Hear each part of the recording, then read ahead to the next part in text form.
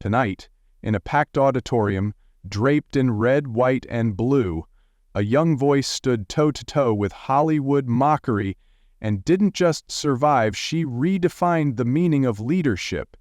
If you believe America still deserves leaders who serve with dignity, not cynicism, you're exactly where you need to be. Stay with us. This is a moment you won't want to miss. The Freedom Summit Auditorium in Nashville was packed to the rafters, the air charged with a kind of electricity that only surfaces when history feels within reach.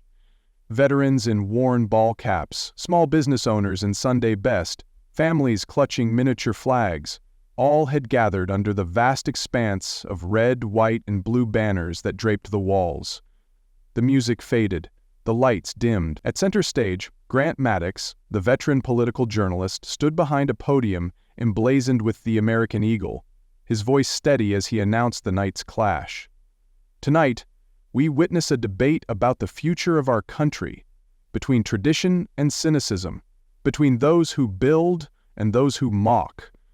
The audience erupted, some cheering, some wary, all leaning forward in their seats. The two figures took the stage under the bright, searing lights. On one side strode Bill Burr, the sharp-tongued comedian whose smirk betrayed the contempt simmering beneath his casual gait. On the other stood Karoline Leavitt, the 27-year-old White House press secretary, her navy blue blazer crisp, her posture unwavering, a small silver cross glinting against her collarbone. She carried the bearing not of a showman, but of a soldier preparing for battle. Without a single word exchanged, yet the contrast was stark and the stakes were palpable. This wasn't merely a political forum. It was a test of character, a battle between two visions of America. As the cameras panned the sea of faces, grizzled war veterans, stoic mothers, gray-hailed farmers, there was no mistaking the truth. The country wasn't just divided by policy, it was divided by belief, by hope, by whether dignity still had a place in the national conversation. And tonight, that struggle was about to unfold on a national stage for all of America to see. The moderator barely had time to finish his introduction before Bill Burr seized the microphone, a smirk curling at the corner of his mouth. His voice, dripping with sarcasm, cut through the charged atmosphere like a blade. "Let's just get it out there," he said, pacing across the stage. "Elon Musk isn't saving America. He's cosplaying as Thomas Edison while tweeting memes about Mars. And Trump? He's just clinging onto him like a bad sequel." A ripple of nervous laughter fluttered through parts of the audience, but many sat stone-faced, arms crossed, unimpressed. Burr pressed on, sensing the tension. "And here we are tonight," he gestured theatrically toward Leavitt, "with the youngest White House press secretary in history, ready to tell us that billionaires and reality TV stars are the second coming of George Washington." Karoline Leavitt didn't flinch. She didn't even glance sideways as Burr's barbs flew. She simply folded her hands neatly on the podium and waited, her stillness a sharp contrast to Burr's restless energy. When her turn came, her voice was calm, measured, a tone that carried the quiet weight of conviction rather than noise. "Bill," she began, her gaze steady, "it's easy to tear things down with a punchline. It's harder to build things that last. While you perform, others work. While you mock, others innovate. And while you sneer at the future, Americans are still betting on it." A low rumble of applause started in the center of the auditorium, swelling outward like a rising tide. Burr's smile faltered for just a moment. The audience could feel it. The first true hit had landed, and Karoline Leavitt wasn't playing the game on Burr's terms, she was playing on her own, and she had just made her opening move. Karoline Leavitt adjusted the microphone slightly, her movements unhurried, her voice cutting through the tension with a clarity that silenced the last few murmurs in the crowd. "Bill," she said, her tone firm but not unkind, "Americans aren't interested in stand-up routines when it comes to their future. They're interested in results." She let the words hang in the air for a beat, the weight of them settling across the auditorium. "Elon Musk isn't a meme, he's an employer of over 100,000 Americans. He's a man who risked everything to build companies that advance technology, create jobs, and lead America, not China, not Europe, into the next century." The crowd stirred, their attention shifting sharply to her, drawn by the authority radiating from her calm demeanor. Burr opened his mouth, but Leavitt pressed on, her voice unwavering. "You speak of Musk as if he's a villain. But who do you think built the rockets that restored American dominance in space? Who invested billions to revitalize manufacturing right here at home? And as for President Trump," she said, pausing deliberately as the audience began to murmur in support, "he partnered with innovators, not career politicians, to cut red tape, reform broken systems, and bring jobs back to Main Street." She pointed gently, not accusingly, toward Burr. "You ridicule what you don't understand, Bill. You dismiss progress because it wasn't delivered by the people you applauded at awards shows." A few soft cheers rippled across the auditorium, growing louder as Leavitt's words landed with precision. She didn't raise her voice. She didn't have to. Her calm conviction was more powerful than any shout.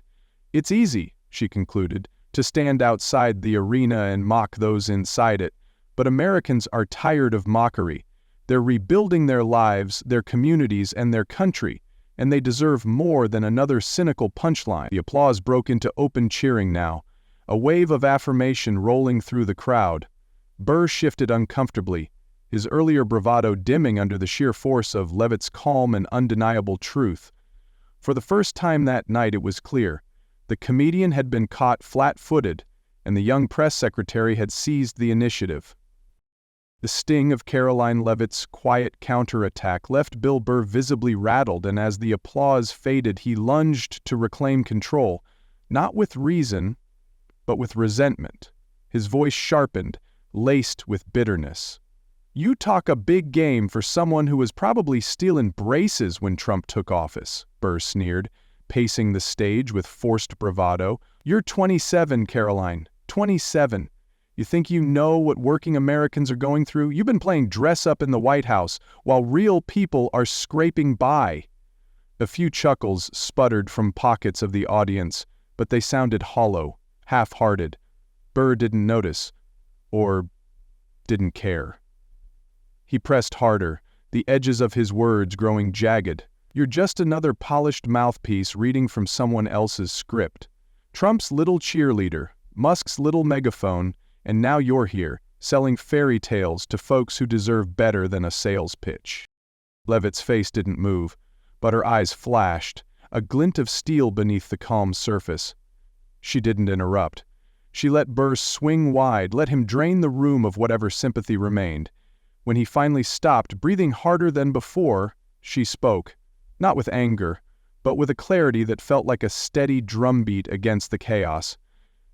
"Age doesn't determine wisdom, Bill," she said evenly. "Experience does, listening does, service does. I didn't inherit my position from a late-night contract or a Hollywood agent.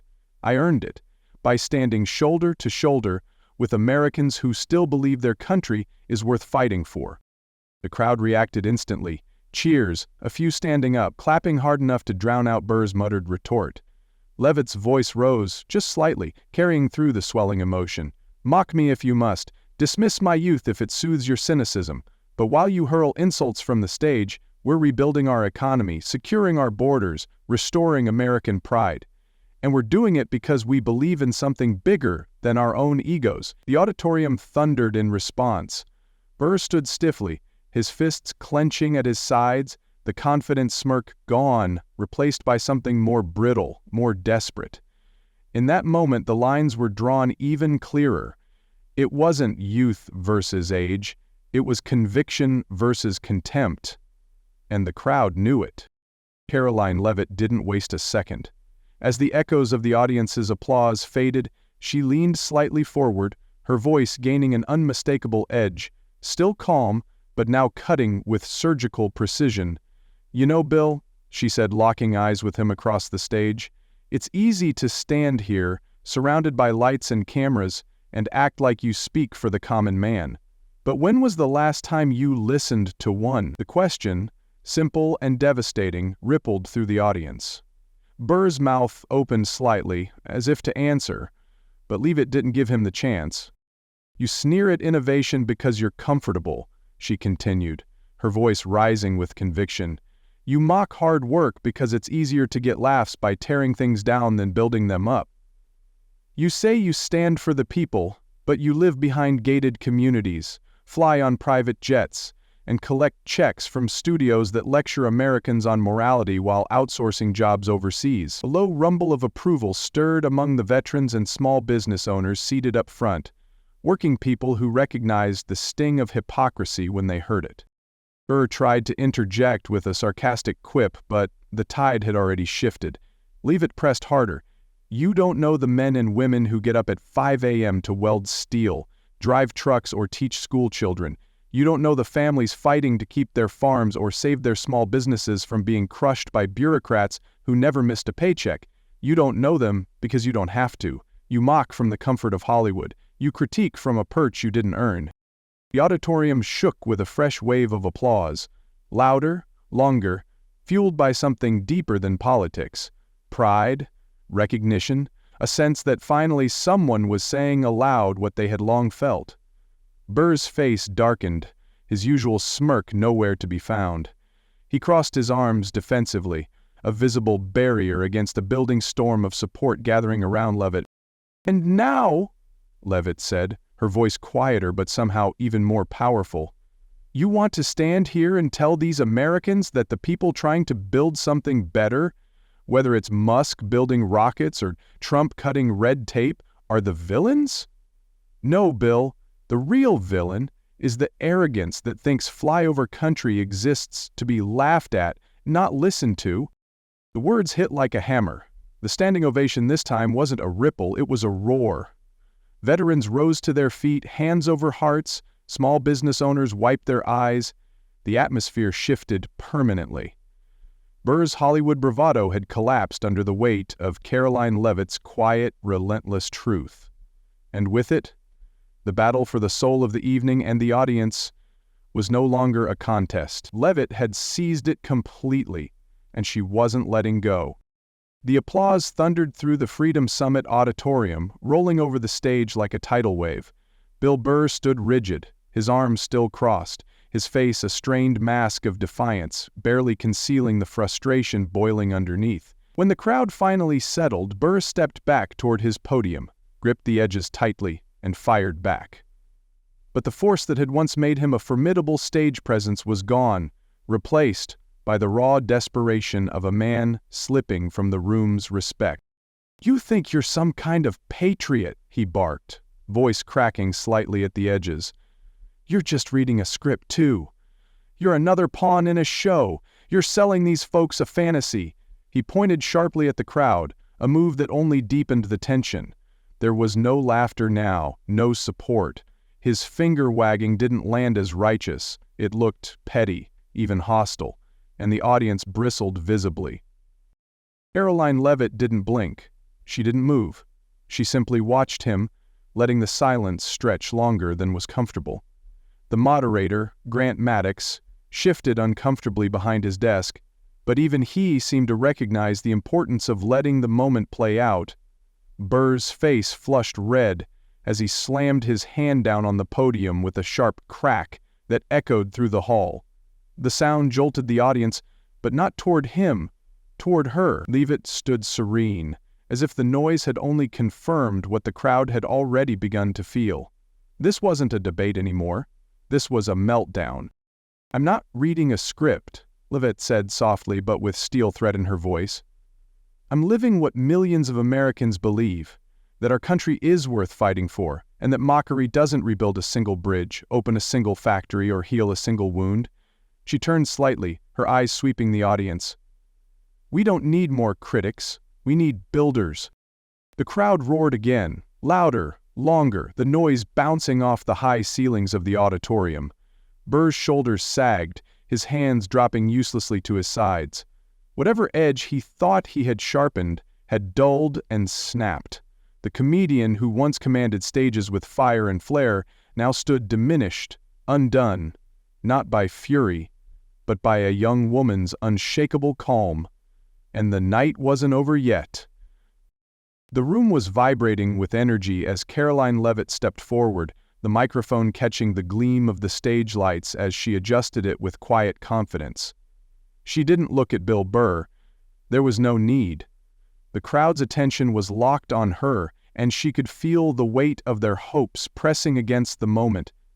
Her voice rose, not loud, not theatrical, but with the rich, steady cadence of someone speaking from the marrow of their convictions. "We are not a broken nation," she began, her words slicing through the charged air. "We are a wounded one. And wounded nations do not heal by sneering at each other.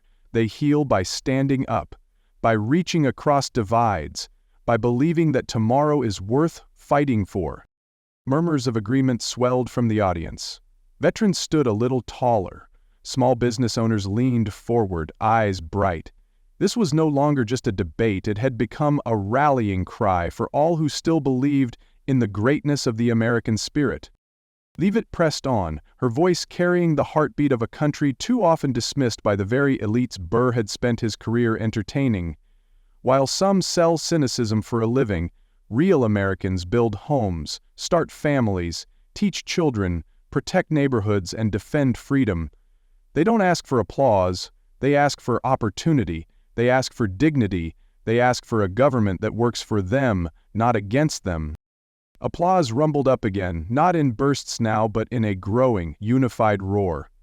She leaned into the moment, delivering the final blow, not to Burr personally, but to the culture of contempt he represented. "I stand here tonight, not because I'm perfect, not because I'm polished, but because I believe in the American people.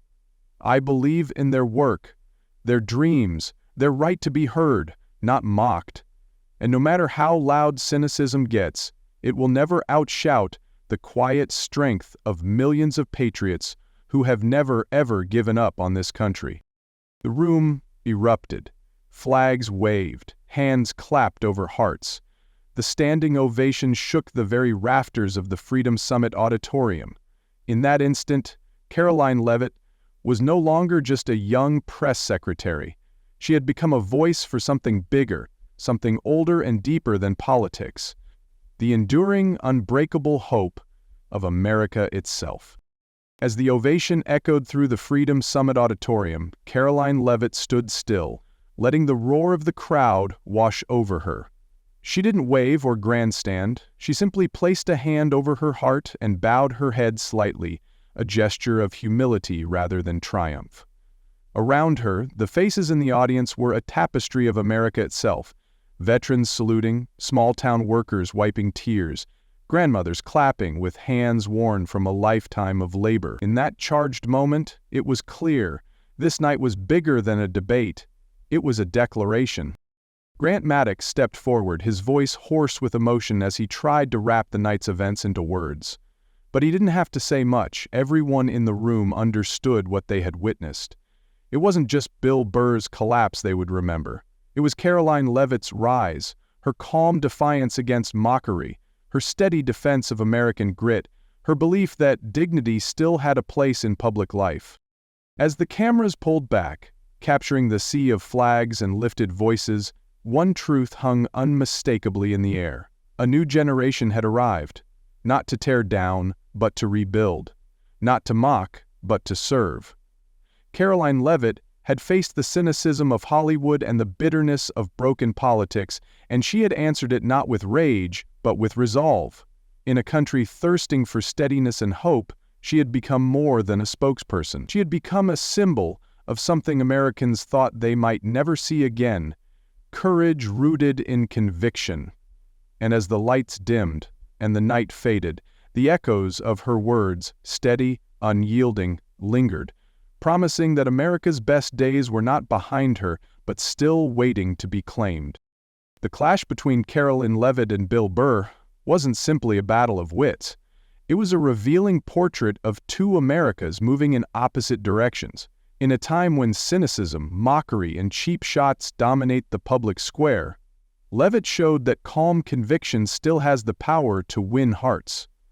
She proved that true leadership isn't measured by volume or outrage, but by the quiet strength to stand firm when insulted, to defend without degrading, and to inspire without grandstanding. The lesson is clear. Character, not charisma, defines real leadership. Americans, especially those who have built their lives on hard work, service, and sacrifice, are hungry for voices that respect their values instead of ridiculing them. They want leaders who build rather than tear down, who believe in the future instead of profiting from its failure. Karoline Leavitt reminded the nation that dignity, faith, and service are not relics of the past. They are the foundations of a future worth fighting for. In the end, it wasn't the loudest voice that won. It was the truest one. And that is a lesson America and every generation needs to remember.